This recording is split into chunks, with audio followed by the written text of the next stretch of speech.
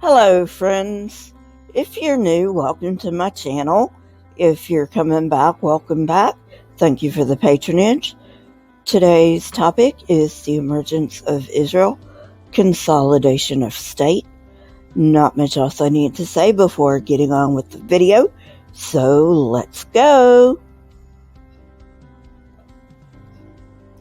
A Judahite state arose in the south in the 10th century with Jerusalem as its capital.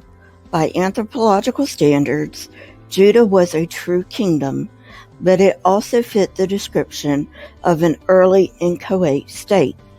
Northern Israel cannot be determined on the evidence at this time.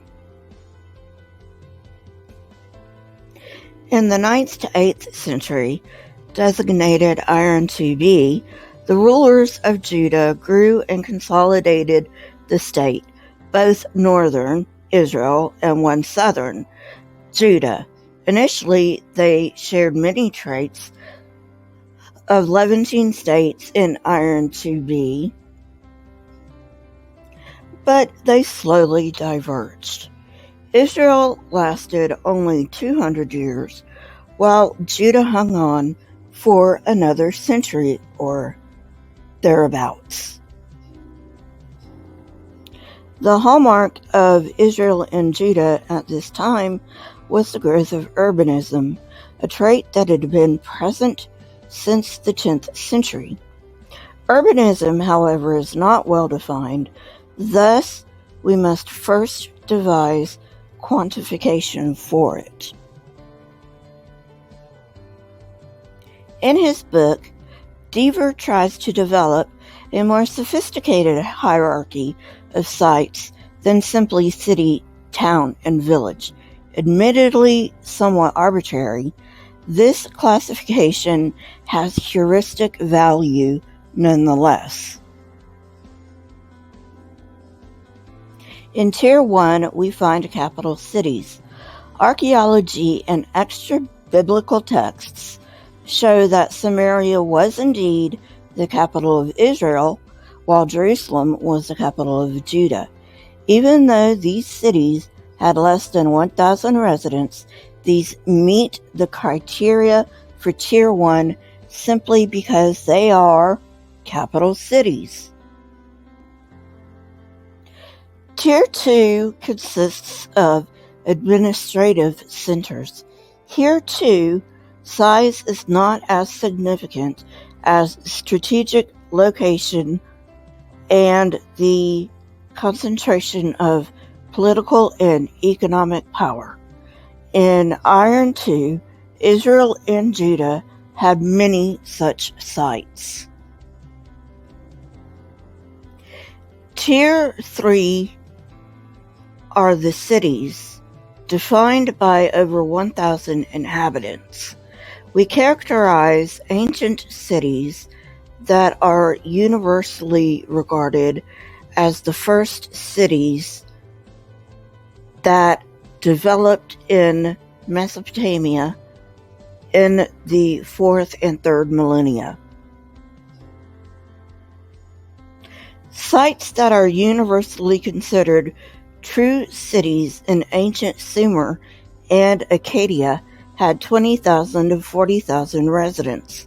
Recently, scholars have tried to be more precise by developing a model based on carrying capacity, the limit of a region's ability to sustain a given population. According to this model, a village or town must evolve into a city when the population growth outgrows production means. A city then must organize outside agriculture areas, towns, and villages to feed itself.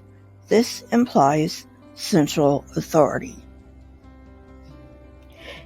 Ancient Israel and Judah had a smaller carrying capacity than Mesopotamia due to the natural environment and lack of technology. Environmental conditions included arid and semi-arid land that didn't get much rain. Given these conditions, agriculture did not come easily.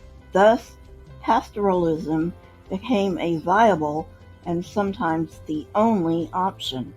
Runoff or gravity irrigation was not possible due to the layout of the terrain. These conditions made agriculture necessarily small scale, in addition to weather and terrain. Farmers could only commute a few miles from their homes. This is for all pre-industrial societies, not just Israel and Judah. For this reason, towns could only control about 15. Towns belong to Tier 4 and are defined by 300 to 1,000 inhabitants. While a city is pretty much straightforward, the definition of a town is more arbitrary. The lower limit of 300 is somewhat fluid. Based on this criteria, archaeologists have found few towns in 9th to 8th century Israel and Judah. About 25 towns have been found, but there are no doubt many more towns that have not been excavated. Samaria served as the capital of Israel, the northern kingdom, in the 9th to 8th century. It occupied a mound covering about 50 acres. Samaria was chosen due to its strategic location. The royal acropolis alone occupied 4 acres. Almost everyone knows that Jerusalem was the capital of ancient Judah and had already been established by the 10th century. However, architectural monuments were much more common in the 9th to 8th century BCE. In this time period, a defensive city wall was built, enclosing Temple Mount and what is now known as the City of David. In addition to providing protection, it was the foundation of several terraces and domestic houses. The population soon grew to the point where the city spread beyond the wall. These dwellings were destroyed by the Babylonians in the siege of 587-586 BCE. A huge citadel had been built in the 9th century and use probably continued into the 8th century. Israel and Judah had several administrative centers, but I will only talk about Dan. This center is typical of early Israelite walled cities. This city wall probably encircled most of the Bronze Age city. This strategically located city was at the headwaters on the Jordan, on the border with Syria, making Dan a key site of the northern kingdom. I have 2 merch stores. One is on my website. One is on Teespring. I will say that Teespring has more than my website does, but go ahead and check them out. See if there's anything you want. A portion of your purchase supports this channel. Well, friends, that's it for today. I hope you enjoyed it. If you did, hit that like button, press the subscribe button, and if you want to know when I come out with new content, ring the bell next to the subscribe button. My Twitter, Discord, email, PayPal, website, and Teespring links are in the description, along with the source that I used for this video.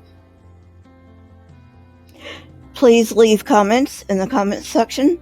Not only do I love hearing from you, but it also triggers the YouTube algorithm. Keep learning and searching for truth. Here are a few videos from my library. If you have not watched them yet, go ahead and watch them and tell me what you think. Until next time, friends, stay safe and goodbye.